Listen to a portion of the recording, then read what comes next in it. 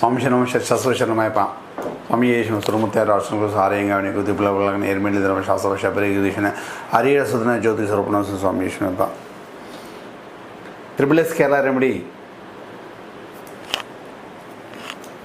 స్వాగతం. Triple Kerala remedy YouTube channel subscribe చేయండి. మనం ట్రిపుల్ కేరళ రెమెడీ సబ్స్క్రైబ్ చేస్తే మనం డబ్బు సంపద ఐశ్వర్యంగా ఎన్నో చెప్తున్నాను ఛానల్లో. మీరు అందరూ కూడా మనం చేస్తూ డబ్బు సంపద ఐశ్వర్యంగా ఉండాలి అని రెమెడీస్ కేరళ పద్ధతి రెమెడీస్ని కూడా చేస్తున్నాం. ఓకేనా? సంశయం.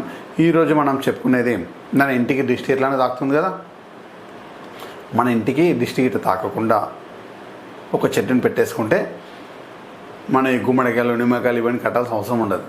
ఆ చెట్టు ఇంటికి ఈ చెట్టు పెట్టడం వల్ల ఈ చెట్టు మనము ఎంటర్ అవుతుంటే కుడి చేతికి ఉండాలి, బయటికి వెళ్తుంటే ఎడమ చేతికి ఉండాలి. చెట్టు అంటే ఏ ఫేస్ అయినా ఉండాలి. మనం ఎంటర్ అవుతున్నప్పుడు కుడి చేతికి ఉండాలి, బయట ఉండాలి, ఇంటి లోపల పెట్టకూడదు. ఈ చెట్టు మనం ఎంటర్ అవుతుంటే కుడి చేతికి ఉండాలి, బయటికి వస్తుంటే లెఫ్ట్ సైడ్ ఉండాలి.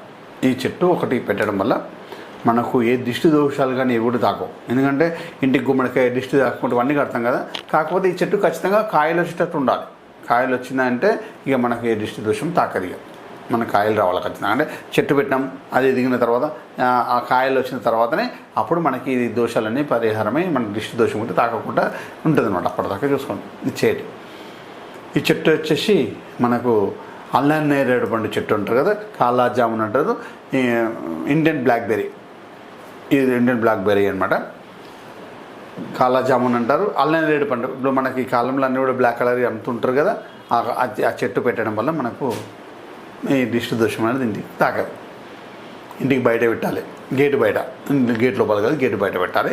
ఈ చెట్టు పెట్టడం వల్ల ఈ చెట్టుని ఏ రోజు పెట్టుకోవాలంటే శనివారం రోజు కానీ శనివారం రోజు పెట్టాలి ఖచ్చితంగా. సాటర్డే రోజు ఉదయం సమయంలో పెట్టండి. మరి సంధ్య సమయంలో 5-6 గంటలకు అలా పెట్టకూడదు. సో ఖాళీ మనకు ఉదయం సమయంలో పెట్టాలి. ఒకరోజు ముందు తెచ్చుకోవచ్చు, ఆ రోజు తెచ్చుకోవచ్చు, తెచ్చేసి ఆ రోజు పెట్టేయచ్చు. ఆ రోజు పెట్టేసి మన ఇంట్లో ఆ చెట్టు పెట్టేటప్పుడు ఖచ్చితంగా మన ఇంటి పేరు, మన గోత్రం ఏదైనా అనుకుంటా మనసులో అనుకుంటా ఫస్ట్ పసుపు కుంకుమ శుద్ధిగా వేసేసి అదని పెట్టేయండి.